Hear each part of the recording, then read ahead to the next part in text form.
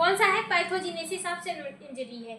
तो हमारे बॉडी में, हमारे सेल्स में जो एक इंजरी कॉज होती है वो कैसे होती है, किस वजह से होती है, उसी के मैकेनिज्म के बारे में पढ़ते हैं और उसी को क्या कहते हैं? पैथोजेनेसिस कहते हैं। ठीक है, किस किस पाथवे से, पैथो मतलब होता है पाथवे, ठीक है, तो किस किस पाथवे से हमारे बॉडी में, हमारे बॉडी की सेल्स में सेल इंजरी कॉज होती है, हम उसी से पढ़ेंगे। मोटा मोटा बोले तो हम कह सकते हैं हमारे सेल्स में जो इंजरी कॉज होती है वो कैसे होती है।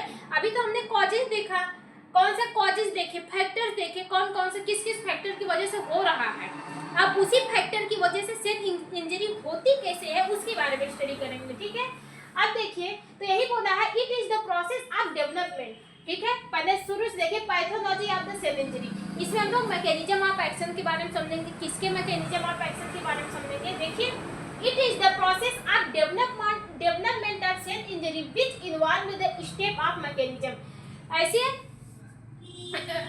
इसमें हम लोग एक पैथोजेनेसिस एक ऐसी प्रोसेस होती है जिसमें हम लोग सेल इंजरी के बारे में जानते हैं कि एक हमारी बॉडी के सेल्स में जो सेल इंजरी कॉज होती है वो किस किस स्टेप को फॉलो करके कॉज होती है या फिर किस किस मैकेनिज्म को फॉलो करती है। ठीक है, तो इट इन्वॉल्व फॉलोइंग स्टेप। इसमें क्या है? फॉलोइंग टाइप के स्टेप इन्वॉल्व है, जैसे सेल मेम्ब्रेन डैमेज। जब हमारे सेल्स की सेल मेम्ब्रेन डैमेज होती है तब हमारे बॉडी में सेल इंजरी देखने को मिलती है। ठीक है, सेल इंजरी। ठीक है, दूसरा क्या है? Mitochondria damage. जब सेल्स का ऑर्गन माइटोकॉन्ड्रिया डैमेज होता है, हमारा जो सेल होता है, ये हमारा सेल है। ठीक है, सेल के आउटर मेम्ब्रेन को क्या बोलते हैं? Cell membrane. सेल के आउटर मेम्ब्रेन को क्या बोलते हैं? Cell membrane. सेल के अंदर वाले मेम्ब्रेन को क्या बोलते हैं? Cell wall. क्या बोलते हैं?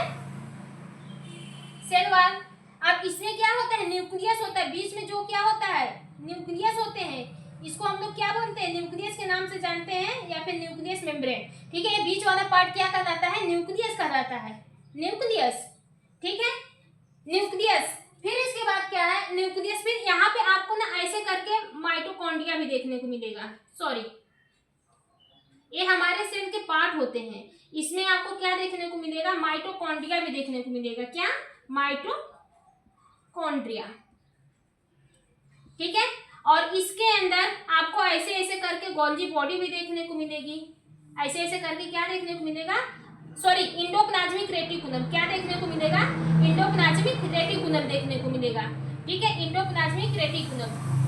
फिर इसके बाद आपको यहाँ पे धागेनुमा संरचना से ऐसे ऐसे क्या देखने को मिलेगी? गोल्गी बॉडी देखने को मिलेगी। क्या है? Golgi body, Golgi body.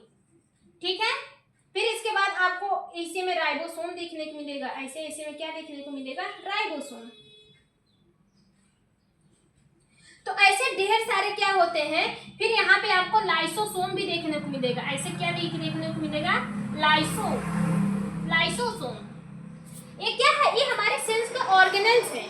अब सेल में इंजरी होने के लिए इस ऑर्गन को डैमेज होना पड़ेगा, तब जाके वो हमारे सेल में सेल इंजरी कॉज कर सकता है। अब देखिए, इसी सेल को डैमेज करने के लिए कौन कौन से पाथवे होते हैं? Cell membrane damage. जब हमारी किसी भी वजह से जब हमारी सेल मेम्ब्रेन डैमेज हो जाए तब आपको सेल इंजरी देखने को मिल सकता है। किसी भी वजह से जब माइटोकॉन्ड्रिया डैमेज हो जाए, ये माइटोकॉन्ड्रिया जब डैमेज हो जाए तब आपको सेल इंजरी देखने को मिल सकता है। किसी भी वजह से राइबोसोमल डैमेज हो जाए तब आपको सेल इंजरी देखने को मिलेगा। जैसे सेल वॉल हमारे सेल को प्रोटेक्शन प्रोवाइड करती है। अगर ये डैमेज हो गई तो हमारे सेल को पूरी तरह से प्रोटेक्शन नहीं मिल पाता है। ठीक है, तो वहाँ पे सेल इंजरी कॉज होने का चांसेस है नहीं, सेल इंजरी कॉज होती है। माइटोकॉन्ड्रिया सेल ऑर्गेनेल्स का ऐसा माइटोकॉन्ड्रिया सेल्स का एक ऐसा ऑर्गेन्स होता है जो एनर्जी को प्रोड्यूस करता है। माइटोकॉन्ड्रिया सेल ऑर्गेनेल्स ऐसा ऑर्गेनेल्स होता है जो एनर्जी को निकालता है, अपने अंदर एनर्जी को बनाता है, वो एटीपी को एडीपी में कन्वर्ट करता है। ठीक है, अगर ये डैमेज हो गया तो बॉडी को एनर्जी मिलेगी, सेल को एनर्जी मिलेगी? नहीं मिलेगी। तो एक ये भी रीजन हो सकता है, मतलब कि अगर माइटोकॉन्ड्रिया डैमेज हुआ तो सेल इंजरी कॉज हुई। Ribosomal damage, ribosomal. अब राइबोसोमल क्या होता है? राइबोसोम जो होता है वो प्रोटीन का सिंथेसिस करता है। राइबोसोम किसका सिंथेसिस करता है? प्रोटीन का सिंथेसिस करता है। एक बॉडी को डेवलप होने के लिए, एक बॉडी को ग्रोथ करने के लिए किसकी जरूरत पड़ती है? प्रोटीन्स की जरूरत पड़ती है। अगर ये राइबोसोम डैमेज हुआ तो सेल इंजरी कॉज हुई। ठीक है, फिर इसके बाद न्यूक्लियस मेम्ब्रेन। ठीक है, न्यूक्लियस डैमेज, अगर हम सेल के इसी को ही डैमेज कर दें, सेल का जो न्यूक्लियस होता है ये अगर डैमेज हो गया तो भी आपको दिक्कत होगी। ठीक है, अगर एक डैमेज हुआ आपकी सेल इंजरी कॉज होगी। ठीक है, बात समझ में आया? एक सेल इंजरी, हमारे एक ह्यूमन बॉडी में जो सेल इंजरी होती है वो कैसे होती है, किस किस पाथवे को, किस किस स्टेप को फॉलो करके होती है। सबसे पहले या तो हमारे सेल की सेल मेम्ब्रेन डैमेज हो जाए तब आपको सेल इंजरी देखने को मिलेगी, या तो सेल के ऑर्गेनल माइटोकॉन्ड्रिया डैमेज हो जाए तब आपको सेल इंजरी देखने को मिलेगी, राइबोसोम डैमेज हो जाए तब आपको सेल इंजरी देखने को मिलेगी। अगर न्यूक्लियस डैमेज होता है तो सेल इंजरी पक्की है। अगर एक ह्यूमन बॉडी से ब्रेन निकाल दिया जाए तो ह्यूमन बॉडी की पूरी बॉडी बेकार है। ब्रेन एक ऐसा पार्ट होता है जो ह्यूमन बॉडी की सारी एक्टिविटी को, एक्सटर्नल इंटरनल सारी एक्टिविटी को कंट्रोल करने का काम करता है। न्यूक्लियस भी ऐसे ही हमारे ऐसे सेल के ब्रेन की तरह काम करता है। अगर एक खत्म तो सब खत्म। ठीक है, बात समझ में आया कि नहीं आया? तब देखिए कौन कौन से ऐसे पाथवे होते हैं जो सेल इंजरी के लिए रिस्पॉन्सिबल होते हैं। हम स्टेप बाय स्टेप देखते हैं। ठीक है, अब देखिए सबसे पहले तो mostly are the process of the cell injury start due to hypoxia. हमारे बॉडी में जो सेल इंजरी स्टार्ट होती है जब किसी को चोट वगैरह लगती है, बहुत ज्यादा चोट वगैरह लग जाता है तो उसको देखते हैं क्या दिया जाता है, ऑक्सीजन की कमी हो जाती है, बहुत तेज सांस लेने लगता है, बहुत तेज सांस लेता है। ठीक है, बहुत लंबी लंबी सांस लेता है। ठीक है, बहुत स्लो लेता है, बहुत लंबी लंबी सांस लेता है। उसके अंदर क्या हो जाता है? ऑक्सीजन की कमी हो जाती है, ऑक्सीजन की कमी हो जाती है और इंसेमिया की कमी हो जाती है, ब्लड सप्लाई की भी कमी हो जाती है, ऑक्सीजन की भी कमी हो जाती है। मीन्स कि एक सेल इंजरी का सबसे बड़ा रिस्पॉन्सिबल कौन कौन सा होता है? हाइपोक्सिया और इंसेमिया। देखो हाइपोक्सिया हुआ तो जाहिर सी बात है उसे इंसेमिया हो गया है तभी हाइपोक्सिया हुआ। इंसेमिया जिसको हुआ है उसको हाइपोक्सिया होगा। इंसेमिया क्या होता है? ब्लड की सप्लाई करता है। अब ब्लड जितना जल्दी सप्लाई होगा उतना जल्दी ऑक्सीजन मिलेगा। अब यही नहीं जा रहा है तो ऑक्सीजन और कैसे जाएगा? तो वही बोल रहा है कि अगर इंसेमिया हुआ हाइपोक्सिया श्योर है। ठीक है, बात समझ में आई? अब देखिए यही एक मेन सबसे मोस्ट रीजन होता है जो सेल इंजरी को कॉज करता है। ठीक है, अब हमारी जो सेल इंजरी होती है वो 3-4 पाथवे में कॉज होती है। जो एक क्या होता है? रिवर्सिबल। एक क्या होता है? रिवर्सिबल। एक सेल इंजरी क्या होती है? रिवर्सिबल, 2-3 बार बता दिए हैं। एक आपकी होती है इरिवर्सिबल। इरिवर्सिबल। ठीक है, रिवर्सिबल सेल इंजरी ऐसी होती है जो डैमेज होने के बाद फिर क्या हुआ, कुछ देर बाद अपने नॉर्मल सिचुएशन में आ जाए या फिर कुछ दिन बाद अपने नॉर्मल सिचुएशन में आ जाए, वो क्या होती है? रिवर्सिबल होती है। इरिवर्सिबल जो खत्म ही हो जाए, जो अपने नॉर्मल सिचुएशन में आ ही नहीं, उसको चांस ही नहीं मिलेगा, आए कहां से? जैसे एक्सीडेंट हुआ किसी का, तुरंत भाई, कभी बहुत सारे केसेस देखे हैं, अरे यार इतना भयानक एक्सीडेंट हुआ, आदमी तो तुरंत खत्म हो गया, बोलते हैं ना। इतना भयानक एक्सीडेंट हुआ कि एक बाइक पे 2 लड़के सवार थे, किससे हुआ भाई? ट्रक से हुआ, दोनों के दोनों खत्म हो गए। वो इरिवर्सिबल होता है, वो वापस नहीं आता अपने नॉर्मल स्टेज में। समझ में आ रहा है कि नहीं? बात समझ में आ रही है? ये सेल इंजरी 2 टाइप की होती है, रिवर्सिबल और इरिवर्सिबल। ठीक है, तो देखते हैं इसमें जब एक ह्यूमन बॉडी में क्या हो जाए? हाइपोक्सिया हो जाए और इंसेमिया हो जाए। मान लीजिए किसी भी वजह से फिजिकल डैमेज हुआ हमारे बॉडी में, एनीवन, कोई भी रीजन, किसी भी वजह से हमारे बॉडी में क्या होगा? फिजिकल डैमेज हुआ। जब हमारे बॉडी में फिजिकल डैमेज हुआ तो हमारी बॉडी क्या करेगी? अपने अंदर से एटीपी का फॉर्मेशन कम कर देगी, मीन्स की एनर्जी बनाना कम कर देगी। ठीक है, एटीपी का फॉर्मेशन कम कर देती। यही एटीपी जाता है हमारे माइटोकॉन्ड्रिया के पास। माइटोकॉन्ड्रिया क्या करता है? इसी एटीपी को कन्वर्ट करता है एडीपी में और एनर्जी में, एडीपी में और ग्लूकोज में। ठीक है, मीन्स की एनर्जी में कन्वर्ट करता है और ग्लूकोज में कन्वर्ट करता है। जब हमारे बॉडी में, जब हमारे सेल्स में हाइपोक्सिया या फिर इंसेमिया की कमी, इंसेमिया हुआ, मीन्स की ऑक्सीजन की कमी हुई या फिर ब्लड सप्लाई की कमी हुई, तब हमारी जो सेल होती है वो अपने अंदर से एटीपी बनाना बंद कर देगी। सेल क्या करेगी? अपने अंदर से एटीपी बनाना बंद कर देगी। अब ये 3 प्रोसेस में तब आपको क्या क्या देखने को मिलेगा? जब सेल एटीपी नहीं बनाती तब क्या क्या देखने को मिलेगा? सोडियम पोटेशियम पंप डैमेज, ठीक है, सोडियम पंप डैमेज। फिर इसके बाद क्या है? Decrease pH of cell, decrease pH of cell. और फिर क्या है? Endoplasmic reticulum swell. जैसे ही आपके बॉडी में इंसेमिया हुआ, आपको इतनी सारी प्रॉब्लम स्टार्ट हो गई। जब एटीपी का फॉर्मेशन बंद हो गया, इंसेमिया हुआ, ऑक्सीजन, भाई एनर्जी को बनने के लिए ऑक्सीजन की जरूरत होती है, ठीक है, हमारे बॉडी में ऑक्सीजन की सप्लाई कम हो गई। इंसेमिया हुआ, ऑक्सीजन की सप्लाई क्यों कम हो गई? क्योंकि हमारा ब्लड का सप्लाई कम है, तब जाके ऑक्सीजन की सप्लाई कम हुई। क्योंकि ऑक्सीजन को पहुंचाने वाला कौन हीरो है? हमारा ब्लड ही है। अगर हमारा ब्लड ही घायल है तो ऑक्सीजन पहुंचेगा कैसे? ठीक है, बात समझ में आई? तो जब हमारे बॉडी में हाइपोक्सिया या फिर इंसेमिया होता है, तब हमारे सेंस में क्या होता है? मीन्स कि जब एक सेंस में हाइपोक्सिया या फिर इंसेमिया होता है तो हमारी सेल क्या होती है? अपने अंदर से एटीपी का फॉर्मेशन बंद कर देती है। जब जैसे एटीपी का फॉर्मेशन बंद होगा, आपको 3 प्रॉब्लम देखने को मिलेगी। कितनी प्रॉब्लम देखने को मिलेगी? 3 प्रॉब्लम देखने को मिलेगी। देखिए, यही एटीपी कहाँ पे जाता है? माइटोकॉन्ड्रिया के पास जाता है। यही एटीपी कहाँ पे जाता है? माइटोकॉन्ड्रिया। माइटोकॉन्ड्रिया एटीपी को एडीपी में कन्वर्ट करती है, एटीपी को एडीपी में करती है। उसमें से एक कंपोनेंट्स को निकाल के एनर्जी में कन्वर्ट कर देती है और वहां से क्या बनाती है? ग्लूकोज बना देती है, ठीक है। तो एक प्रोसेस है बायोमेट्रिक प्रोसेस, सॉरी ये होता है मेटाबॉलिक प्रोसेस होती है। इसको आपको पढ़ना पड़ेगा। तो आप ये इतना समझिए, सिर्फ हमारा जो माइटोकॉन्ड्रिया होता है वो एनर्जी बनाता है। एनर्जी कहाँ से बनाता है? जब इसके पास एटीपी आता है, तब जाके ये क्या करता है? एनर्जी बनाता है। जैसे ही आपके बॉडी में एक कम हुआ तो आपकी बॉडी में इसका भी फॉर्मेशन कम हो जाएगा। जैसे ही इसका फॉर्मेशन कम होगा, आपके बॉडी में सोडियम पोटेशियम पंप डैमेज हो जाएगा। मीन्स कि आपकी सेल्स की, यहाँ देखो सेल्स के ऊपर क्या लगा रहता है? सेल्स के ऊपर ऐसे सोडियम पोटेशियम पंप लगे होते हैं। ऐसे सेल के ऊपर क्या लगे होते हैं? सोडियम पोटेशियम पंप लगे होते हैं। सोडियम पोटेशियम पंप यहाँ पे समझा रहे हैं, ठीक है। सोडियम पोटेशियम पंप डैमेज हो जाएगी, ठीक है। फिर इसके बाद क्या होगा? Decrease pH of cell. हमारे सेल्स के पीएच भी क्या होंगे? डिक्रीज हो जाएंगे। हमारे सेल्स के पीएच भी क्या होंगे? डिक्रीज हो जाएंगे। फिर इसके बाद क्या होगा? एनारोबिक ग्लाइकोलाइसिस होने लगेगा। क्या होने लगेगा? हमारे, सॉरी यहाँ पे मत जाइए, यहाँ पे क्या होगा? Decrease pH of cell. PH का सेल का पीएच डिक्रीज हो जाएगा। तीसरा क्या होगा? इंडोक्राइन रेटिकुलम में स्वेलिंग देखने को मिल जाएगी। किसमें? Endocrine reticulum. ये जो हमारा सेल के जो ऑर्गेनल्स है, इंडोक्राइन रेटिकुलम, इसमें स्वेलिंग देखने को मिल जाएगी। अब देखिए, ये हमारी क्या है? सेल है। ये हमारी क्या है?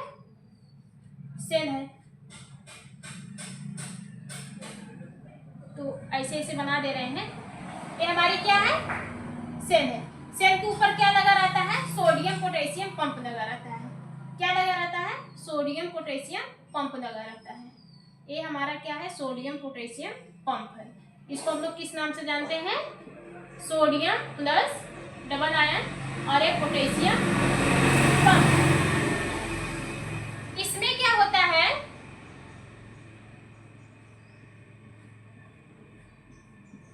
ऐसे ऐसे बना लिया, ठीक है। हमारी क्या है? सेल है। क्या है? सेल है।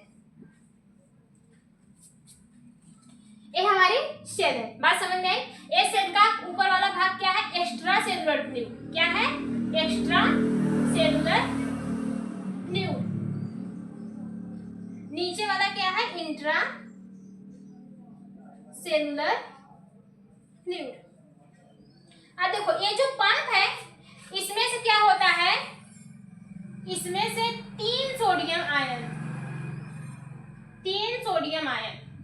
हमारे क्या होते हैं? 3 सोडियम आयन बाहर निकलते हैं और 2 पोटेशियम आयन अंदर जाते हैं। कितने?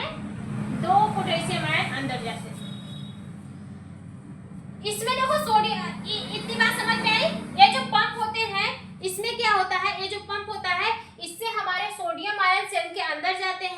ठीक है, सॉरी 3 सोडियम आयंस हमारे सेल के अंदर जाते हैं और ये पोटेशियम आयंस क्या होते हैं हमारे, सॉरी ये जो सोडियम आयन होता है वो सेल से बाहर जाता है और पोटेशियम आयन हमारे सेल के अंदर आता है, ठीक है, अंदर आता है। अब देखिए यहाँ से जो सोडियम आयंस है वो 3 निकलता है और पोटेशियम आयन 2 अंदर आता है, मींस कि 3 सोडियम आयन क्या होते हैं, इंग्नेट होते हैं, 3 सोडियम आयन क्या होते हैं, निकलते हैं, और यहाँ पे 2 सोडियम आयन क्या होते हैं, 3 सोडियम आयन यहाँ से निकल रहे हैं और 2 पोटेशियम आयन सेल के अंदर आ रहे हैं। तो सोडियम पोटेशियम जो आना जाना इसका आवागमन होता है, ये क्या करता है, ये सेल के अंदर निगेटिवली चार्ज को मेंटेन करने लगता है। इसकी वजह से क्या होता है, सेल के अंदर सोडियम आयन और पोटेशियम आयन का आदान प्रदान होता है, जिसकी वजह से सेल के अंदर निगेटिवली चार्ज का मेंटेन होना रहता है। मीन्स कि यहाँ पे निगेटिवली चार्ज हमारे क्या होते हैं, हमारे सेल के अंदर का बैलेंस बना होता है निगेटिवली चार्ज की वजह से। अब आपके मन में डाउट आया, मैम यहाँ पे भी जो NaCl है उसके ऊपर भी पॉजिटिव चार्ज है और जो आपका पोटेशियम है उसके ऊपर भी पॉजिटिव चार्ज है। मैम यहाँ पे जो पोटेशियम है वो भी जब सेल के बाहर जा रहा है तो अपने आयंस को लेके जा रहा है, बात समझ में आ रही है। कितने निकल रहे हैं मैम, 3 सोडियम जब हमारे सेल के बाहर निकलते हैं, 3 सोडियम जो अपने ऊपर पॉजिटिवली चार्ज कंटेन किए हैं वो सेल के बाहर निकलते हैं और 2 सोडियम हमारे 2 पोटेशियम सेल के अंदर आते हैं। तो मैम हमारा सोडियम भी क्या है, प्लस वाला है और हमारा पोटेशियम भी प्लस वाला है, तो हमारे सेल के अंदर जो निगेटिवली चार्ज है वो मेंटेन कैसे हो रहे हैं, क्योंकि यहाँ पे दोनों आयन तो हमारे पॉजिटिव है। अब देखो बच्चा, यहाँ पे समझने वाली बात ये है कि देखो ये जो यहाँ से जो आयंस हमारे निकल रहे हैं सोडियम, तो यहाँ से कितने निकल रहे हैं, 3 निकल रहे हैं और आ कितने रहे हैं, 2 आ रहे हैं। तो इंटरनल में क्या हो रहा है, 2 कम आ रहे हैं और एक्सटर्नल में 1 ज्यादा जा रहे हैं। इंटरनल में 1 कम आ रहे हैं और एक्सटर्नल में 1 ज्यादा जा रहे हैं, मतलब बाहर 1 सोडियम आयन ज्यादा, 1 पॉजिटिव आयन ज्यादा जा रहा है और अंदर 1 पॉजिटिव आयन कम हो रहा है। बात समझ में आई, 1 पॉजिटिव आयन कम हो रहा है, इस वजह से इंट्रासेलुलर में निगेटिवली चार्ज कांस्टेंट रहते हैं, मेंटेन रहते हैं, ठीक है। इसके अलावा हमारे कुछ लार्ज प्रोटीनियस मॉलिक्यूल्स होते हैं, ठीक है। इसके अलावा सेल के अंदर कुछ लार्ज प्रोटीनियस मॉलिक्यूल्स होते हैं जो अपने अंदर निगेटिवली चार्ज को कंटेन किए रहते हैं, वो भी सेल के इंटरनल बैलेंस को बनाने में मदद करते हैं, ठीक है। सेल के इंटरनल बैलेंस को बनाने में मदद करते हैं। अब देखिए ये प्रक्रिया सेल में चलती रहती है, ये प्रक्रिया क्या होती है, सेल में चलती रहती है। अब सोडियम पोटेशियम आता जाता है तो सेल में बहुत सारे चेंजेस देखने को मिलते हैं। क्या क्या तरीका होता है सेल में, देखिए जब मतलब कि जब ये इस पंप की वजह से क्या क्या होता है, ये पंप ऑन है तो आपको क्या क्या देखने को मिलेगा, नर्व इंपल्स और मसल्स कॉन्ट्रैक्शन। इसमें जो हमारे नर्व रहेंगे, नर्व इंपल्स पूरी तरह से काम करेंगे और हमारी मसल्स कॉन्स्ट्रैक्ट करेगी, ठीक है। इसके बाद पंप की वजह से सेल के अंदर जो वाटर है, ये जो सेल के अंदर जो साइटोप्लाज्म है, इसकी बैलेंसी क्या होगी, बनी रहेगी। सेल के अंदर जो आपको साइटोप्लाज्म दिख रहा है, इसकी बैलेंसी बनी रहेगी, जिसकी वजह से सेल हमारी स्वेल नहीं करेगी, मतलब ना तो पानी ज्यादा होगा ना तो पानी कम होगा, जिसकी वजह से हमारी सेल फूलेगी नहीं। भाई पानी ज्यादा होगा तभी सेल फूलेगी, पचकेगी कब, जब पानी कम होगा, जब पानी कम होगा तब पचकेगी। ना तो हमारी सेल स्वेल होगी और ना तो हमारी सेल श्रिंक होगी। कब, जब हमारे सेल के अंदर क्या होता है, वाटर की बैलेंसी बना रहे। अब ये वाटर की बैलेंसी कौन बना रहा है, हमारे सोडियम पोटेशियम पंप बना रहे हैं, अपने आयन को एक्सचेंज करके, किससे, अपने आयन को एक्सचेंज करके। इंट्रासेलुलर फ्लूइड से 3 सोडियम आयन बाहर जा रहे हैं और एक्स्ट्रासेलुलर फ्लूइड से 2 पोटेशियम आयन अंदर आ रहे हैं, ठीक है। जिसकी वजह से एक एक्स्ट्रा पॉजिटिव हमारे इसमें जाता है और एक extra positive charge, 1 positive charge हमारे एक्स्ट्रा सेलुलर में बढ़ता है और यहाँ पे 1 पॉजिटिव चार्ज हमारे इंट्रासेलुलर में कम होता है, जिसकी वजह से इंट्रासेलुलर में नेगेटिवली चार्ज का मेंटेनेंस होता रहता है, ठीक है। और आपको उसी वजह से हमारी जो नर्व होते हैं वो पूरी तरह से अपना नर्व इंपल्स अपने पूरी तरह से फंक्शन परफॉर्म करती है। ये सिग्नल उसको पहुंचाना है, ये सिग्नल ब्रेन के पास लेके जाओ, ये सिग्नल लिवर के पास लेकर जाओ, ये सिग्नल हार्ट के पास लेके जाओ, ये सिग्नल लंग्स के पास लेकर जाओ। कौन करता है? नर्व इंपल्स करता है सिग्नल को पहुंचाना, ले धड़ाधड़ इस सब में। कब? जब ये वाली हमारी पंप पूरी तरह से सही रहेगी। अब देखो मसल्स कॉन्ट्रैक्शन, और हमारी मसल्स क्या करेगी? कॉन्ट्रैक्ट करेगी, तभी हम मसल को हिला सकते हैं, डुला सकते हैं, सब करते हैं। ठीक है, फिर इसके बाद इसी पंप की वजह से हमारे सेल में जो वाटर की बैलेंसी रहती है वो मेंटेन रहती है, जिसकी वजह से सेल में स्वेलिंग नहीं होती है और हमारी सेल श्रिंक नहीं करती है, हमारी सेल पचकती नहीं है। इसके बाद पंप मेंटेनेंस की वजह से एक्शन पोटेंसी आपकी 100% देखने को मिलेगी। मीन्स एक्शन पोटेंसी क्या होता है? जो काम करते हैं, जो मैसेजेस का आदान प्रदान करते हैं, वो क्या होती है? एक टाइप की एक्शन पोटेंसी होगी, वो बहुत ही आपको मतलब ठीक ठाक देखने को मिलेगी, एक्शन पोटेंसी बनी रहेगी। अब देखो किसी भी वजह से ये सेल हमारी क्या हुई? डैमेज हो गई। इतनी बात समझ में आई? अब देखो इसका काम नहीं है, समझ गए ना? समझे ना? अब देखो ये हमारा क्या है? सोडियम आयन, और ये हमारा क्या है? Potassium ion. किसी भी वजह से अगर ये हम जब इस पे क्या हुआ? प्रेशर पड़ा सेल पे, जब प्रेशर पड़ा या फिर सेल में जब इंजरी कॉज हुई, नहीं सर, सेल पे जब प्रेशर पड़ा, जब सेल पे प्रेशर पड़ा तो ये हमारा जो सोडियम पोटेशियम पंप क्या हुआ? ब्लॉक हो गया। सोडियम पोटेशियम पंप क्या हुआ? ब्लॉक हो गया, या फिर अपना काम नहीं सही से कर रहा है। तो सेल के अंदर सोडियम आयन बढ़ता चला जाएगा, सोडियम आयन बढ़ता चला जाएगा, सेल के अंदर सोडियम आयन बढ़ता चला जाएगा। और ये क्यों बढ़ रहा है? क्योंकि ये बाहर एक्सचेंज नहीं हो पा रहा है और ऊपर क्या हो रहा है? पोटेशियम आयन बढ़ता रहेगा। तो सेल के अंदर वाली बात समझिए, सेल के अंदर ढेर सारे सोडियम आयन बन जाएंगे और बढ़ जाएंगे। क्यों? क्योंकि ये आदान प्रदान मीन्स कि बाहर नहीं निकल रहे हैं। जब ये हमारी सेल ब्लॉक हो गई, ये हमारी जो सेल मेम्ब्रेन है वो क्या हो गई? ये जो हमारे सोडियम पोटेशियम पंप है ये हमारे ब्लॉक हो गए, जिसकी वजह से हमारा जो सोडियम आयन है वो सेल के बाहर आदान प्रदान नहीं कर पा रहा है, सेल में से आदान प्रदान नहीं कर पा रहा है, जिसकी वजह से आप ये देख रहे हैं कि हमारी सेल क्या होगी? स्वेल कर जाएगी। अब देखो कैसे स्वेल करती है। ये सोडियम किस में पाया जाता है? नमक में पाया जाता है। नमक को आप खुले में रख दीजिए, नमक को आप खुले में रख दीजिए। नमक क्या करता है? पसीज जाता है। आप देखते हैं बरसात में सबसे ज्यादा बंद वाला नमक पसीज जाता है, जो आप डिब्बे में बंद करके रखते हैं वो भी नमक पसीज जाता है। आप ठंडी में नमक बाहर रख दीजिए, वो पसीज जाता है। ठीक है, क्यों? क्योंकि वो अपने अंदर उसमें मतलब सोडियम आयन में क्या होता है? NaCl, जो हमारा साल्ट होता है, उसमें क्या पाया जाता है? Na पाया जाता है और Cl पाया जाता है, पॉजिटिव और निगेटिव चार्ज पाए जाते हैं। ठीक है, इसीलिए नमक को अगर आप बाहर खुले में रख दीजिए, वो देखते हैं बाद में पसीज जाता है, ऐसा लगता है कि उसमें कोई लाके पानी डाल दिया है, लेकिन वो पानी उसमें कोई नहीं डालता है। ये जो NaCl होता है ये अपने अंदर वाटर को एब्जॉर्ब कर लेता है, मीन्स कि इसके अंदर वाटर एब्जॉर्ब करने की कैपेसिटी होती है। किसके अंदर? सोडियम के अंदर। आप नहीं विश्वास हो रहा है, आप नमक को बाहर रख के देखिए, खोल कर रखिए, बरसात में रख दीजिए, देखिए, फिर अभी भी रख दीजिए, वो अपने अंदर 2-3 दिन बाद क्या करेगा? वाटर को एब्जॉर्ब कर देगा। बरसात में रखिए, वो हो जाएगा। ठीक है, एक इसके अंदर वाटर को अपने अंदर एब्जॉर्ब करने की कैपेसिटी रहती है।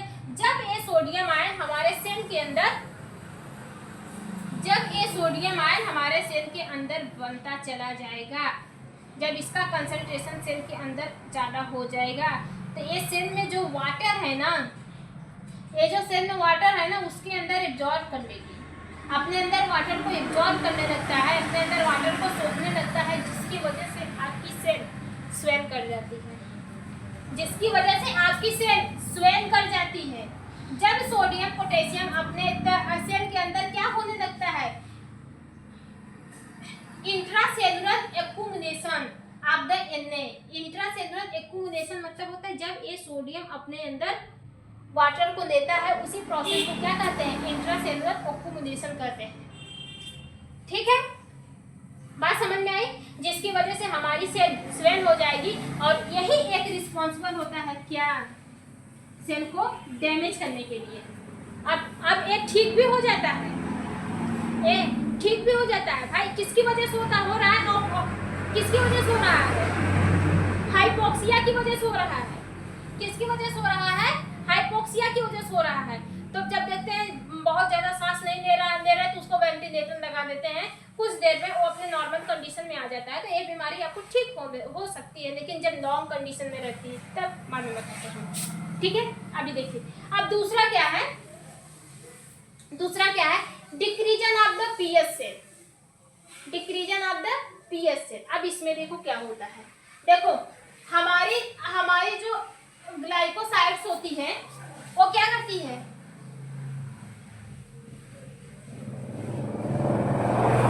देखो जो हमारी ग्लाइकोसाइड्स होती है, ग्लाइकोसाइड्स क्या करती है, मींस की ग्लाइकोसाइड्स किस में कन्वर्ट होता है, एनर्जी में कन्वर्ट होता है। ग्लाइकोसाइड किस में कन्वर्ट होता है, इसी से क्या मिलता है, एनर्जी मिलती है। याद रखिएगा क्या मिलता है, एनर्जी मिलती है।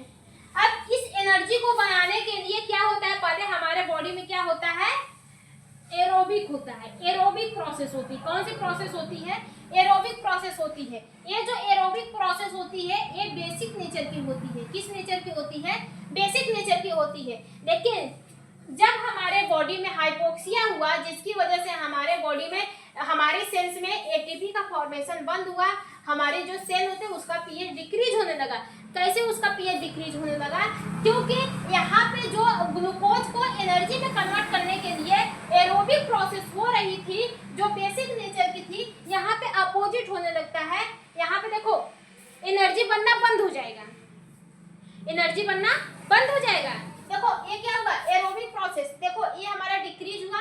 क्यों, एटीपी सेल को नहीं मिल रहा है तो सेल हमारी एनर्जी नहीं बनाएगी। क्यों नहीं बनाएगी, क्योंकि एनर्जी किससे बनता है, एटीपी से बनता है। ठीक है, बात समझ में आ रही है कि नहीं आ रही है। इसके बाद सेल, लेकिन एटीपी नहीं मिल रहा है, ठीक है, तो हमारी बॉडी भी क्या करती है, वो सेल के अंदर एनर्जी बनाने के लिए, अगर उसको एटीपी नहीं मिल रहा है तो हमारी सेल अपने अंदर एनर्जी बनाती है। हमारी सेल क्या करती है, अपने अंदर एनर्जी भी बनाती है। अगर उसको एटीपी नहीं मिला तो वो कोशिश करती है। लेकिन जो एक प्रोसेस है, जो एक शेड्यूल है जो हमारे बॉडी में चल रहा है, वो किस प्रोसेस से होता है, एरोबिक प्रोसेस से होता है।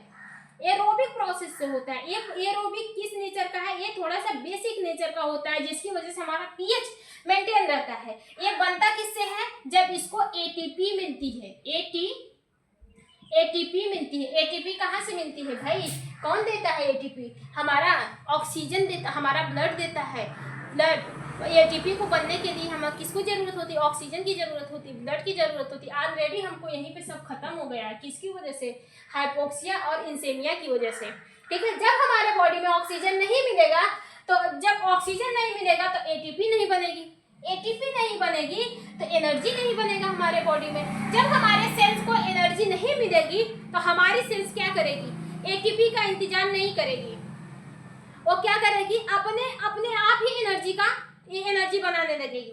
अब आप सोचेंगे ये तो बहुत अच्छी बात है जब सेल अपने आप एनर्जी बना रही है, लेकिन यहाँ पे जो नॉर्मल प्रोसेस होती है वो एरोबिक की वजह से होती है, जिसमें क्या होता है, बेसिक नेचर होते हैं। एरोबिक एनर्जी बनाती है, लेकिन वहाँ पे बेसिक नेचर होता है। यहाँ पे जब सेल अपने अंदर एनर्जी बनाती है, ठीक है, तो वो एनारोबिक प्रोसेस को फॉलो कर लेती है। एनारोबिक प्रोसेस में क्या होता है, लैक्टिक एसिड का सिक्रीशन बढ़ जाता है, लैक्टिक एसिड का सिक्रीशन बढ़ जाता है। लैक्टिक एसिड जो होता है वो एसिड नेचर का होता है, जिसकी वजह से हमारे सेल्स में एसिडिटी बढ़ने लगती है, एसिडिक एसिड बढ़ने लगता है। जब एसिडिक एसिड बढ़ने लगेगा तो ऑटोमेटिक क्या होगा, पीएच, सेल का पीएच कम होने लगेगा। ठीक है, बात समझ में आई, सेल का पीएच कम होने लगेगा। ठीक है।